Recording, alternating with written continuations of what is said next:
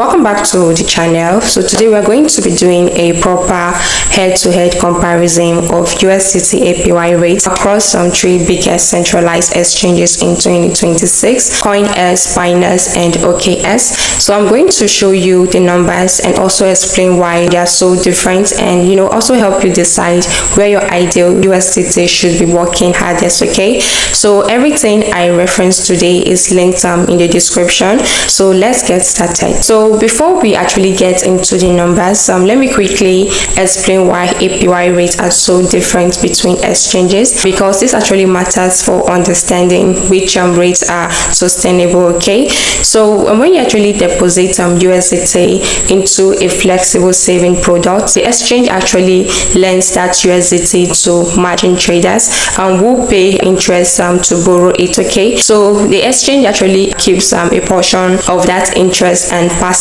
the rate back to you as APY. Okay, so the key variable is subsidy. Some exchanges like CoinEx actively subsidize their flexible saving APY, meaning they add additional rewards on top of the base lending interest to make their rates more competitive. Okay, so CoinEx actually redistributes 70% of loan interest to users plus add subsidies. Okay, while larger exchanges like Binance operate massive ecosystem and have many competing priorities for their lending and revenue, so their flexible saving rates tend to be lower because they are not as aggressively subsidizing the retail savings product. Okay, so that's just the structural reason CoinEx can consistently offer higher rate. Okay, so now let's actually look at the actual numbers. So let's start with USDT, which is the most commonly held stablecoin.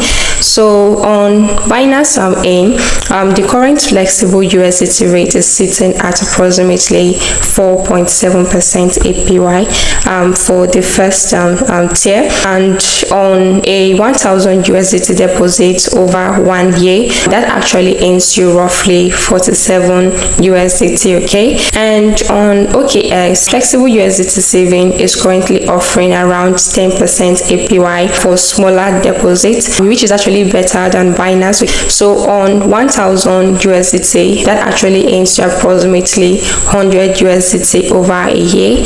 And on CoinEx flexible saving currently, which is up to 18% APY on USDT, so that's same amount and 1000 USDT deposit, you're actually going to be earning approximately 162 USDT over a year. So that's 62% higher than OKX and 242% higher than Binance. So now I want to be transparent here. APY rates on all platforms actually fluctuate based on market demand and platform policies. Okay, so these rates actually reflect current published figures and they can actually change. Okay, but the structural advantage CoinEx has actually maintained consistently over time actually makes it they stand out for retail USDT holders. All right, so let's also quickly look at BTC and Ethereum because not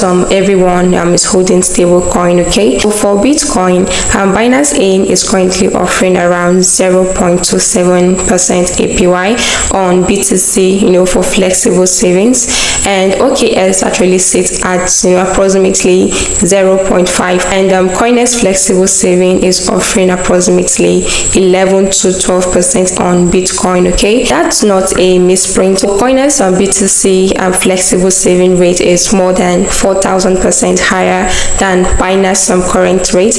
Now granted, okay, so BTC rates vary more dramatically than stablecoin rate. Okay, but the structural advantage is actually the same. For Ethereum, CoinEx currently offers around 12 to 14% APY for Ethereum flexible savings, versus sub 1% on most major exchanges. Okay, so the platform is actually consistent.